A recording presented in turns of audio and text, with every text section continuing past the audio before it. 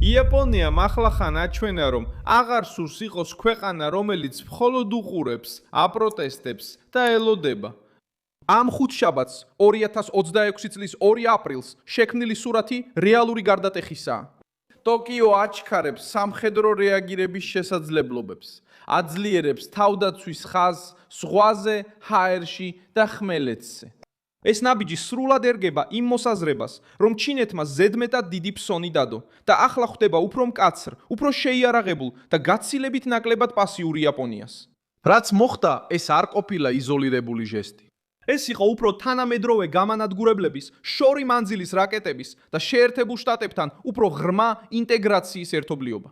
ამ ცვლილების ცენტრში დგას პრემიერ-მინისტრი სანაე ტაკაიჩის მთავრობა, იაპონიის თავდაცვის სამინისტრო და რეგიონში განლაგებული ამერიკული ძალები. და სწორედ აქ იძენს ეს მნიშვნელობას ბაზებსა და ტერიტორიებზე, რომლებიც დავის გულში მდებარეობს. აღმოსავლეთ აზიაში, როგორიცაა მისავა, კენგუმის ბანაკი, ფუჯის ბანაკი და იაპონიის სამხრეთ-დასავლეთის კუნძულების მიმდებარე ტერიტორია. იაპონიამ გადაწყვიტა, რომ აღარ დაელოდოს საფრთხის კარზე გამოჩენას და ახლა ცდილობს ეს საფრთხე შორს გადაიტანოს. ეს ხელს უწყობს ახსნას, რატომ გადავიდა ეს თემა დიპლომატიური სფეროდან სტრატეგიულ სფეროში და რატომ მივიდა ტოკიო ამ ეტაპამდე. იმიტომ რომ ჩინეთის ზეწოლა აღარ აღიქმება როგორც შორეული ჰიპოთეზა. 2025 წლის ივნისში იაპონიამ განაცხადა, რომ პირველად დაინახა ჩინეთის ავიამზიდები ლიონინი და შანდუნი, რომლებიც ერთდროულად მოქმედებდნენ წყნარ ოკეანეში იაპონიის შორეულ კუნძულებთან ახლოს.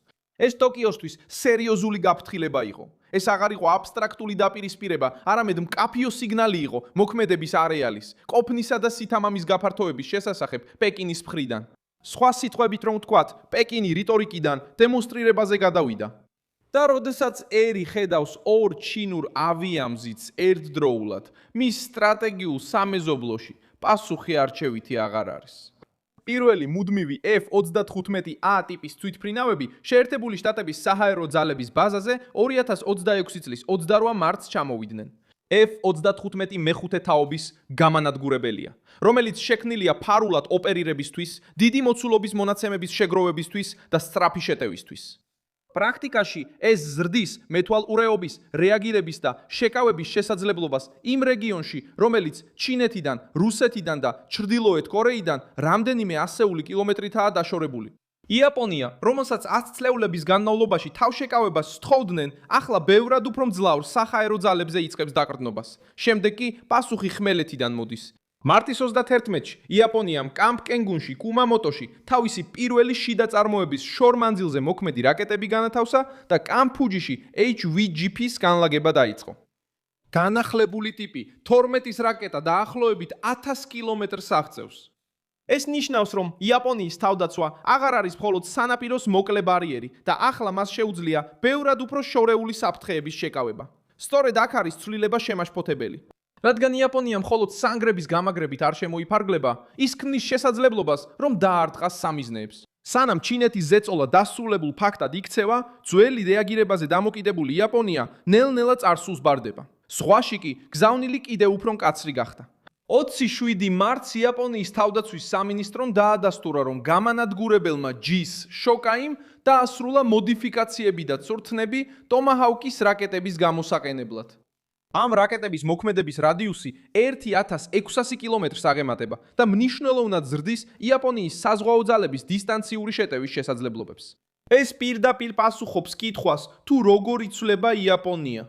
ის აერთიანებს უხილავ გამანადგურებლებს, სახმელეთო რაკეტებს და შორ მანძილზე მოქმედ საზღვაო ძალას ერთიან ზეწოლის არქიტექტურაში.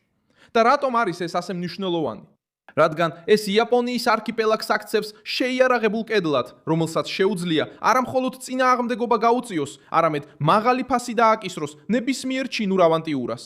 დასავლეთ წყნარ ოკეანეში პეკინი თითქოს ეკრდნობოდა ძველ იაპონიას, რომელიც მეორე მსოფლიო ომის ტრავმაში იყო ჩარჩენილი და სიფრთხილით იყო შეზღუდული, მაგრამ ეს სურათი შეიცვალა.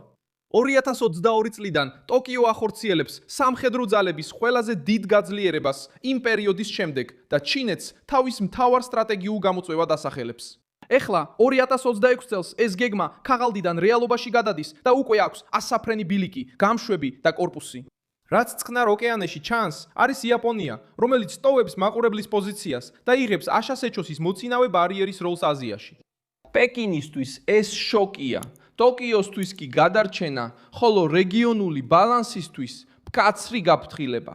წყნარი ოკეანე შევიდა უფრო დაძაბულ და ბევრად უფრო დაპირისპირებისთვის მომზადებულ ფაზაში.